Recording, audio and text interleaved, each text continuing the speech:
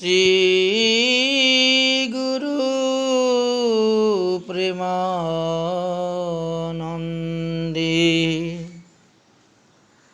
এগো নিতাই গৌর সীতানাথ হরি হরি বল।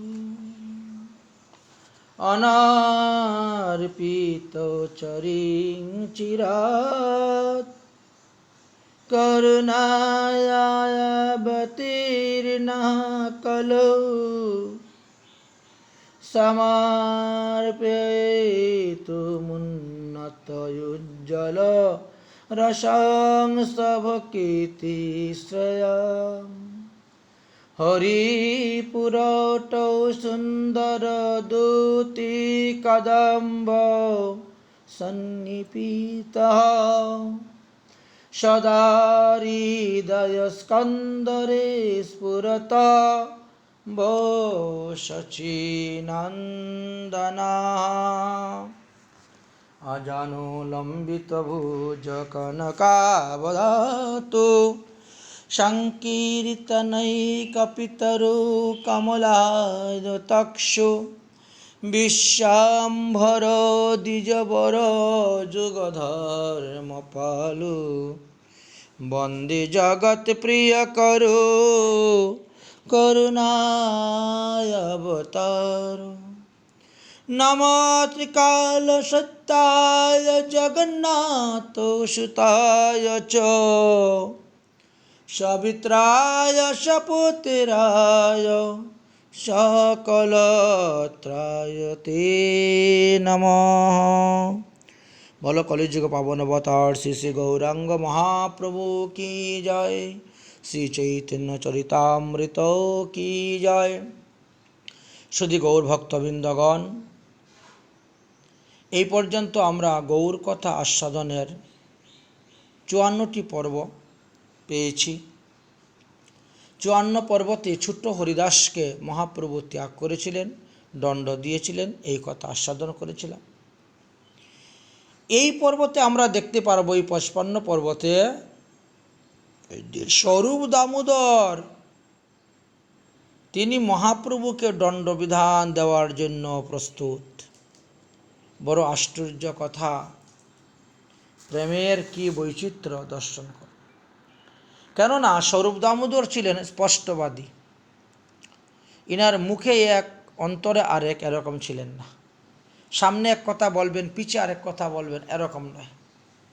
ইনি আজীবনই এরকমই ছিলেন, একেবারে স্পষ্টবাদী, যা বলার মুখের উপরে বলে দিবেন। এখন আপনি রাগ করেন আর যা করেন তাতে কিছু আসে যায় না। তো তিনি মহাপ্রভুকেও স্পষ্ট কথা বলতে ছাড়তেন না। যদি একটু এদিক সেদিক ভুল করতেন মহাপ্রভু, তাহলে মহাপ্রভুকেও তিনি শাসন করতেন। তো এই বিষয়ে একটা উদাহরণ বলতেছি। মহাপ্রভু যখন নীলাচলে বাস করছিলেন, গম্ভীরা মঠে, রাধাকান্ত মঠ, তো সেই আশ্রমের পাশেই, অর্থাৎ বাসস্থানের পাশেই কিছু দূরে এক নব যৌবন সম্পূর্ণা বিধবা মহিলা বাস করতেন। অতি অল্প বয়স, দেখতে খুব সুন্দর, অল্প দিন হয়েছে বিবাহের পরেই একটা সন্তান হতে না হতেই তার স্বামী মারা গিয়েছিল। তো সেই ছোট্ট শিশুটা দেখতে খুব সুন্দর, ফুটফুটে, মৃদু হাসি, মধুর ব্যবহার ছোট শিশুটা। তো সেই শিশু প্রতিদিনই মহাপ্রভুর সঙ্গে এসে কথা বলতো, মহাপ্রভুর সঙ্গে খেলা করত, মহাপ্রভুকে নমস্কার করত। তো এইভাবে কিছুদিন ধরে আসা যাওয়া চলাফেরা করতে করতে ওই বালকের প্রতি মহাপ্রভুর একটু প্রীতি হয়ে গেল, প্রেম হয়ে গেল। তাই কখনো কখনো মহাপ্রভু ওই শিশুটিকে দেখার জন্য ব্যস্ত হয়ে যেতেন, অস্থির হয়ে উঠতেন যদি একদিন শিশু না আসে। তাহলে মহাপ্রভু তাকে দেখার জন্য ব্যাকুল হয়ে যেতেন, যেন প্রভুর মনে হইতো যে শিশুটাই প্রভুর প্রাণ। শিশুটাও তার মায়ের কুল থেকে নেমে অনেক সময় মহাপ্রভুর কুলে এসে বসত, মহাপ্রভুর দিকে ছুটে আসত। প্রভুও তাকে অত্যন্ত ভালোবাসতেন, তাকে মিষ্টি মিষ্টি কথা বলতেন, মিষ্টি দ্রব্য খাওয়াতেন। তো স্বরূপ দামোদর কয়েকদিন ধরেই এই জিনিসটা লক্ষ্য করতেছেন, কিন্তু সহ্য করতে পারতেছেন না। অথচ মহাপ্রভু স্বয়ং ভগবান তিনাকে কিছু বলতেও পারছেন না।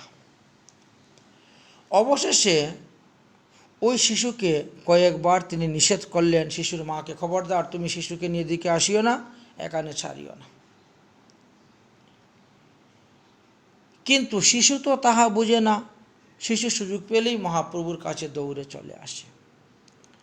এই জন্য স্বরূপ দামোদর খুব অসন্তুষ্ট। একদিন সেই বালক প্রভুর সহিত কথা বলতে বলতে যখন উঠে চলে গেল, তখন স্বরূপ দামোদর অত্যন্ত রেগে গিয়ে মহাপ্রভুকে বললেন, আপনি তো অন্যকে খুব উপদেশ দিতে পারেন, অন্যকে খুব শাস্তি প্রদান করতে পারেন, তখন তো আপনি বড় পণ্ডিত অন্যকে উপদেশ দেওয়ার জন্য, শাস্তি বিধানের জন্য। আর এখন সকলের সামনে আপনি এইসব কি করতেছেন? সকলেই তো আপনাকে গুসাই গুসাই বলে, গুরুদেব বলে, আচার্য বলে। এইবার জানা যাইবে আপনি কেমন গুসাই। এই অবধি সমস্ত পুরুষোত্তম ক্ষেত্রে তোমার যশ প্রচার হয়েছে, কিন্তু এখন ওই শিশুটির কারণেই তোমার অপযশ লোকে ঘুষিবে। মহাপ্রভু দেখলেন যে দামোদর তো খুব রেগে গেছে, রাগচটা মানুষ, রেগে গড় গড় করতেছে। তাই মহাপ্রভু একটু সরলভাবে সহজভাবে বলছেন, কি হে দামোদর, তুমি আমার উপর এরকম হঠাৎ করে রেগে গেলে কেন? ভাই, আমি কি অপরাধ করেছি? অপরাধের কারণটা কি? দামোদর বলছেন, আপনি স্বতন্ত্র ঈশ্বর, আপনার আবার বিধিনিষেধ তো কিছু নেই, আপনার আবার কিসের অপরাধ? তবে একটা কথা, পণ্ডিত হইয়া মনে কেন বিচার না করো? রান্ডি ব্রাহ্মণীর বালকের প্রীতি কেন করো? তুমি নিজে এত বড় একজন পণ্ডিত, ছোট হরিদাস একটু ভুলের জন্য তাকে তুমি ত্যাগ করে জগতের বৈষ্ণবদেরকে শিক্ষা দিলে, আর তুমি সেই বিধবা ব্রাহ্মণীর বালককে এত আদর করো, এত প্রীতি করো, এত স্নেহ করো। এই যে বিধবা ব্রাহ্মণী বালকটাকে তুমি কৃপা করিতেছ, ইহাতে তোমার কোনো দোষ নেই, কিন্তু বালকের একটি মহৎ দোষ আছে। সেহেতু তাহার মাতা বিধবা, তাহার মাতা যুবতী, তাহার মাতা সুন্দরী, আর তোমার একটি দোষ আছে, তুমিও যুবক, তুমিও পরম সুন্দর, তুমিও রূপবান। সুতরাং তুমি যদি এইভাবে এই বালকটাকে আদর করো, স্নেহ করো, তাহলে কার্যটা কি দাঁড়াইবে? লোক তখন মনে করবে এই বালকের মায়ের সঙ্গে প্রভুর কোনো গোপন সম্পর্ক আছে। এইরূপ কার্য করিতে নাই, যাহাতে লোক কানাকানি করে। মহাপ্রভু এই কথা শুনিয়া নিজের অপরাধ তিনি স্বীকার করিয়ালেন, ঠিক আছে ভাই, আমি আর এরকম করব না। অতঃপর ঈষৎ হাসিয়া বলিলেন, দামোদর, তোমার মতন অন্তরঙ্গ বন্ধু আর আমার নেই। তুমি আমাকে মহা বদনামের হাত হইতে রক্ষা করিলে, নাহলে আমার কত বড় বদনাম হইতো, কত বড় দুর্নাম হয়ে যেত। যদ্যপি ব্রাহ্মণী সেই তপস্বিনী সতী, তথাপিও তাহার দোষ সে সুন্দরী যুবতী। সুতরাং কাল হইতে এই বালকের সহিত আমি আর প্রেম করিব না।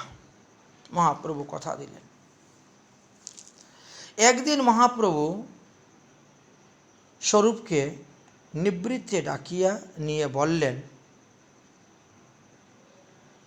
তুমি কিছুদিনের জন্য নবদ্বীপে যাও, আমার মাতার নিকটে গিয়ে বাস করো।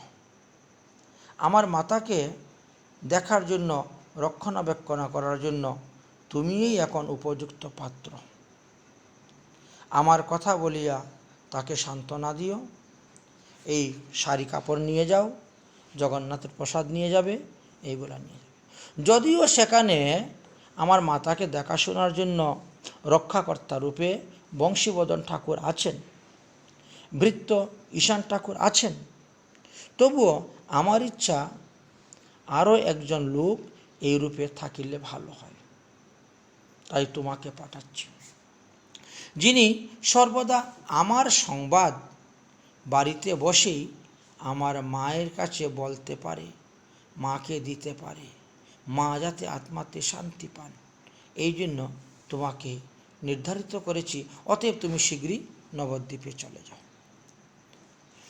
মাতাকে কহিও মোর কোটি নমস্কার, মোর সুখ কথা কহি সুখ দিও তার। এবং আমার কথা বলে তুমি আমার মাকে সুখ দিও।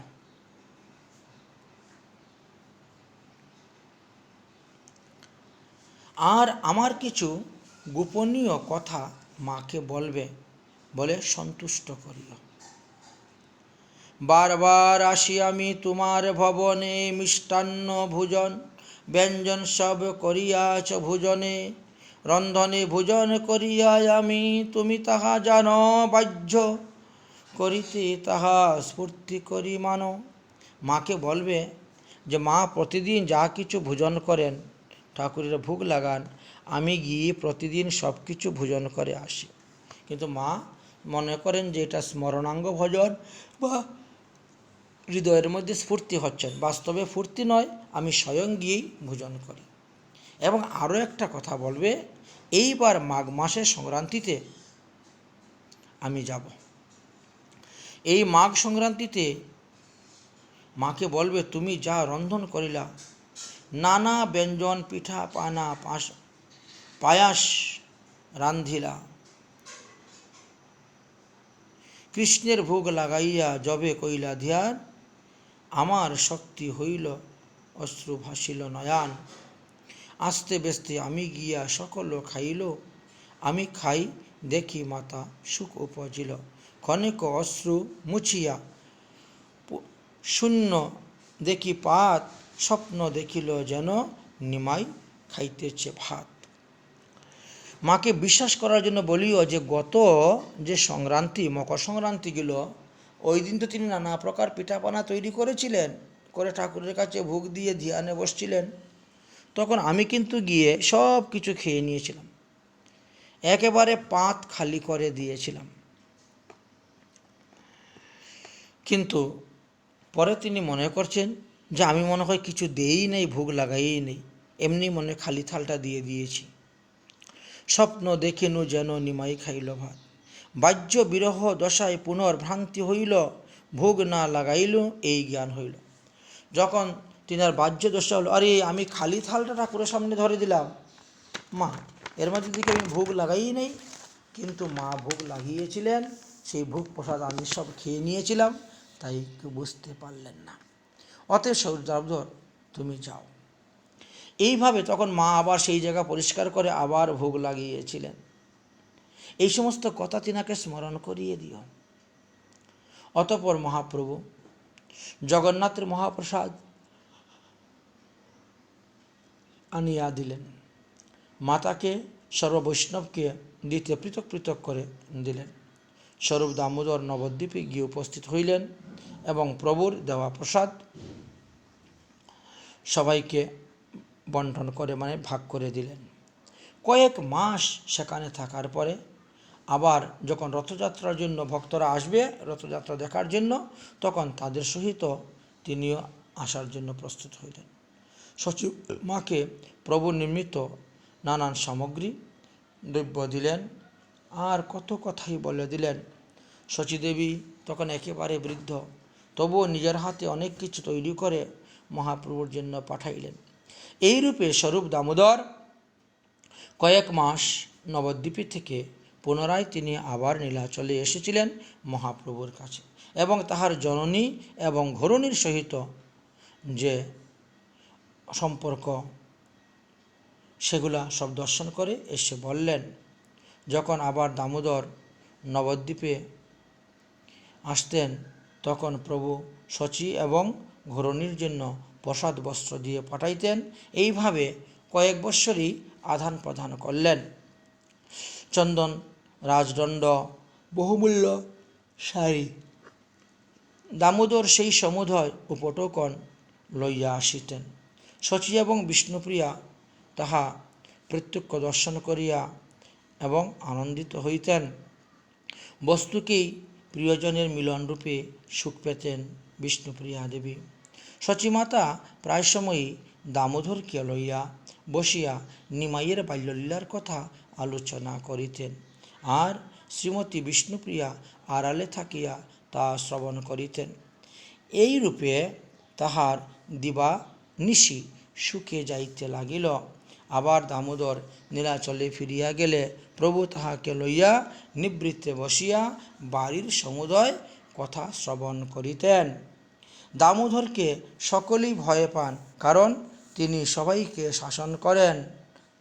তাই তার কাছে কথা বলতে গেলে লোক সংকুচিত হয়। প্রভুগণে যারে দেখে অল্প মর্যাদা লঙ্ঘন, বাক্যদণ্ড করে তারে মর্যাদা স্থাপন। একদিন এক বঙ্গদেশী কবি এসেছেন, তাহার কবিতা নিয়ে মহাপ্রভুর হাতে দিবেন, মহাপ্রভুকে শোনাবেন।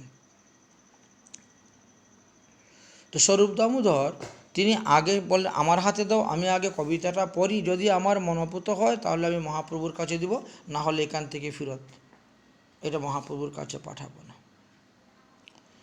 দামোদর বললেন, ঠিক আছে, আগে আপনি আমাকে পড়ে শোনান বা আমার হাতে দেন, আমি শুনি। আপনার লেখা আপনি নিজে হাতে পড়ে শোনান, তারপরে আমি এটা মহাপ্রভুকে শোনাব। অতঃপর দামোদর সেই কবির লেখা কবিত্বকে শুনলেন। শোনার পরে দুইটা স্থানে ভুল ধরলেন, ধরে বললেন যে এই দুইটা স্থান শুদ্ধ করে নিয়ে আসিও। যাহা ভাগবত বড় বৈষ্ণবের স্থানে, একান্ত আশ্রয় কর বৈষ্ণব চরণে। চৈতন্য ভক্তগণের ভৃত্য কর সঙ্গ, তবেই জানিবা তুমি সিদ্ধান্ত সমুদ্র তরঙ্গ। অতএব এই দুই স্থানে ভুল আছে, এটা শুদ্ধ করে নিয়ে আসো, কিছুদিন সাধুসঙ্গ করো, বৈষ্ণব সেবা করো, তবেই তুমি নিজেই সিদ্ধান্তগুলা জানতে পারবে। এইভাবে তাকে বিদায় করে দিলেন। যাই হোক, এইভাবে মহাপ্রভু নীলাচলে বাস করতেছেন। একদিন মহাপ্রভু সিদ্ধ বকুলের তলে বসিয়া হরিদাসের সহিত ইষ্টগোষ্ঠী করিতে করিতে বলছেন, হরিদাস, এই যে কলিযুগে যবনের সংখ্যা বেশি হবে, অপার যবন সংখ্যা বৃদ্ধি হবে। আজ থেকে 500 বছর আগেই মহাপ্রভু বলে গিয়েছেন। আর এরা সনাতন ধর্মের সমস্ত বিরোধী আচরণ করে যাচ্ছে। গোহত্যা, ব্রাহ্মণ বৈষ্ণবদেরকে হিংসা করা, মহাপাপ করা, দুরাচার করা এদের কাজ। ইহা সবার কিভাবে নিস্তার হইবে আমি বুঝতে পারছি না, তাহার হেতু আমি দেখতেছি না। এই জন্য আমি দুঃখ পাচ্ছি যে তারা কিভাবে উদ্ধার হইবে। হরিদাস কহেন, প্রভু চিন্তা না করিও, যবনের সংসার দেখি দুঃখ না ভাবিও। হে প্রভু, যবনের উদ্ধারের করার পথ আছে, এর জন্য তুমি চিন্তা করিও না। যবনদের এই পাপ দেখে তুমি দুঃখ করিও না। মহাপ্রভু বললেন, তারা কি, তারা যে ধর্ম করে এগুলো তো প্রকৃত ধর্ম নয়, তাহলে তারা উদ্ধার হবে কেমন করে? হরিদাস বলেন, যবন সকল মুক্তি পাইবে অনায়াসে, হা রাম বলি কহে নামাবাসে। এই যে মুসলমানগণ, এই যে যবনগণ, তারার উদ্ধারের একমাত্র ধ্বনি হল হা রাম, হা রাম। হা রাম শব্দ ধ্বনির নামাবাসেই তারার পাপমুক্ত হয়ে উদ্ধার হবে। মহাপ্রেমে ভক্ত কহে হা রাম, আর যবনের ভাগ্য দেখো লয় সেই নাম। যদ্যপিও অন্যত্র সংকেত হয় রামাবাস, তথাপিও নামের তেজ না হয় বিনাশ। মুসলমান যারা, তারা শুকরকে দেখলে পরে হারাম বলে। তাহলে আমাদের সনাতন ধর্মাবলম্বী ভক্তগণ হা রাম ভাবের সহিত বলেন, প্রেমের সহিত বলেন। আর তারা সেখানে ঘৃণা বা অন্যরকম বিদ্রুপ করিয়া শুকর দেখলে হারাম বলে। কিন্তু শব্দ দুইটার বর্ণ একই রকম, উচ্চারণও একই রকম। সুতরাং দেখুন, মুসলমান যবনদেরও কত ভাগ্য যে তারা সংকেত করিয়াও আমাদের হরির নামাবাস করিতেছে। আর এই নামাবাসের দ্বারাই তাদের পাপ নষ্ট হবে এবং তারা মুক্তি লাভ করবে। এই বিষয়ে আমাদের নৃসিংহ পুরাণেতে একটি বচন আছে,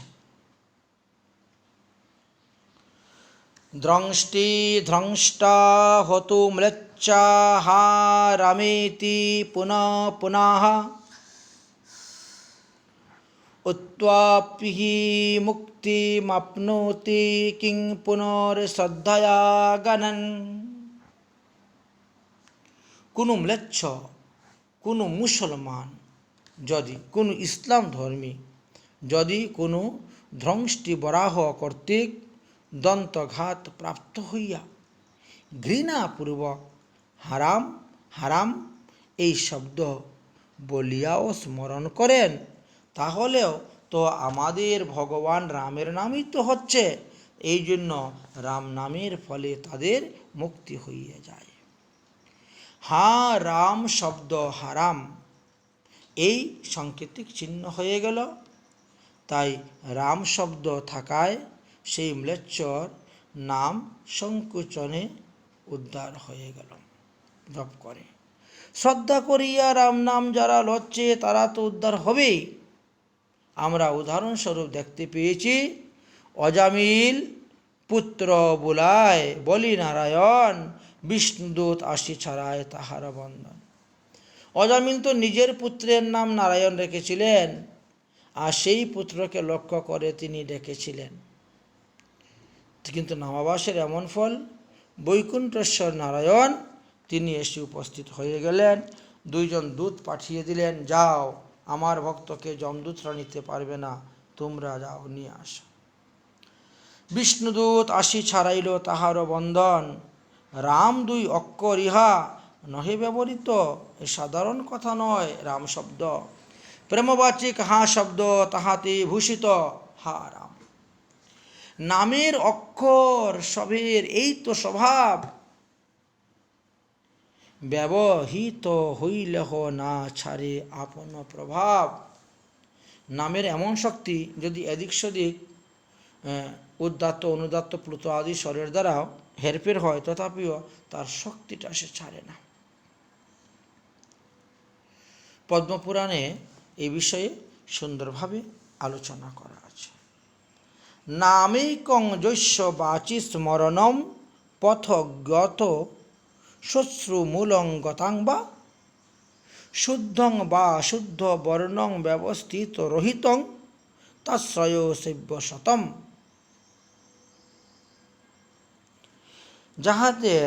যাহার মুখে একটি শব্দ, এই হরি নাম উদিত হয়, স্মরণ পথে সর্বদা থাকে, শ্রুত কর্ণকুহরে সর্বদা শ্রবণ করেন, তাহারা শুদ্ধ বর্ণের হোক আর অশুদ্ধ বর্ণেরই হোক,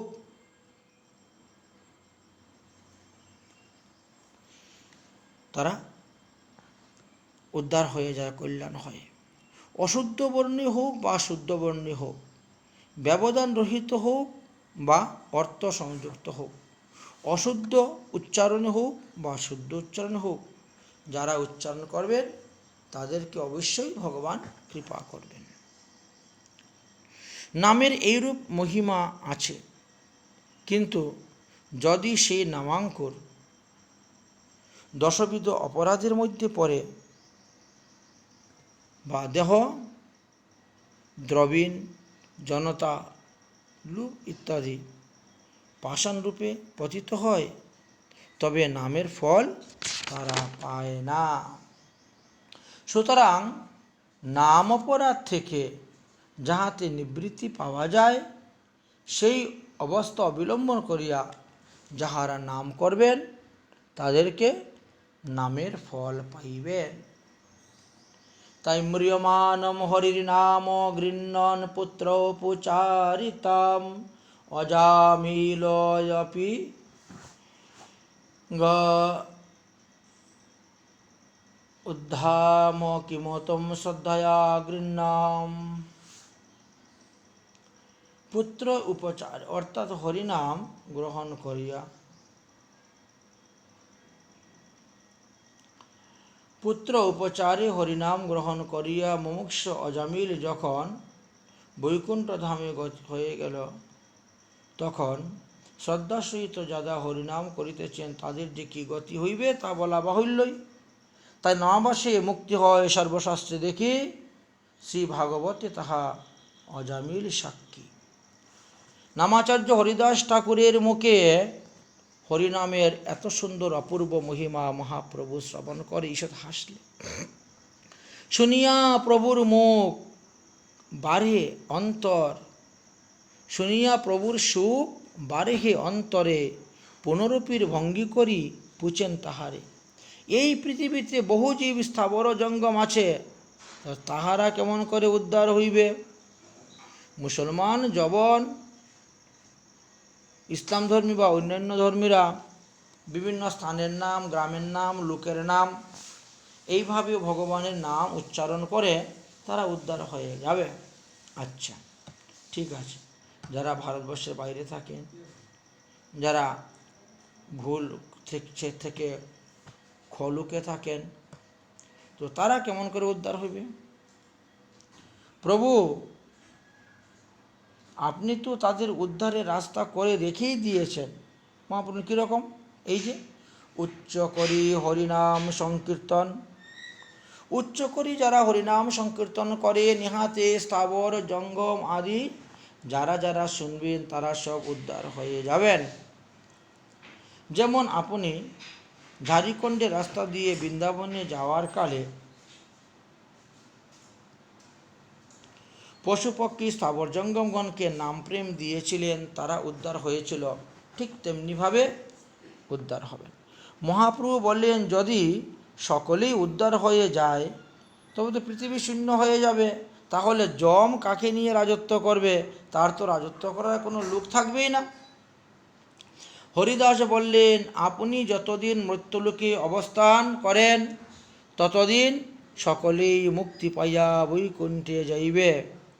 আবার কর্ম বিষয়ে সূক্ষ্ম দেহ লাভ করেন, তৎফলে আবার তারা পৃথিবীতে জন্মগ্রহণ লাভ করিয়া থাকেন, আবার ব্রহ্মাণ্ডের পূর্ণ হয়ে থাকে। পূর্বে যেমন শ্রী রামচন্দ্র সমস্ত অযোধ্যাবাসীকে সঙ্গে করে নিয়ে বৈকুণ্ঠে গিয়েছিলেন, তারপরে আবার এসে সব জীব অযোধ্যা ভরে গিয়েল, ঠিক তেমনিভাবে দেখতে পাই পূর্বে যেন ব্রজের কৃষ্ণ শ্রীকৃষ্ণ অবতার হয়েছিলেন, সেই সময়ে ব্রহ্মাণ্ডের জীব ব্রহ্মাণ্ডতেই অবস্থান করছিলেন। ওইছে তুমি নবদ্বীপে করি অবতার, সকল নিস্তার করি কর জীব সকলের নিস্তার। তাহলে তুমি সেই কৃষ্ণচন্দ্র, তুমি নবদ্বীপে অবতীর্ণ হয়ে এই হরিনাম প্রচার করলে ব্রহ্মাণ্ড জীবকে উদ্ধার করার জন্য, অতএব তারা তো উদ্ধার হবে। অতঃপর মহাপ্রভু সর্বভক্তগণের নিকটে হরিদাসের গুণের কথা বলিতে লাগিলেন। তারপরে 10 প্রকার নাম অপরাধের মধ্যে একটি অপরাধ হলো কোনো বৈষ্ণবকে দ্বেষ করা, হিংসা করা, প্রহার করা, তার বাক্য না মানা ইত্যাদি। অতএব এই সমস্ত বৈষ্ণব সমাজ, বৈষ্ণব ধর্ম এবং বৈষ্ণব সঙ্গ সাবধানে পালন করবেন, যাতে কোনো অপরাধ উৎপন্ন হয় না। তারপরে আমরা আসবো রামচন্দ্র খানের চরিত্র কথা। এই রামচন্দ্র খানের কথা আগামীকাল আমরা আস্বাদন করব। আজকের মতন গৌর কথা আমাদের এখানেই বিশ্রাম। হরে কৃষ্ণ কৃষ্ণ কৃষ্ণ হরে হরে, হরে রাম রাম রাম হরে হরে।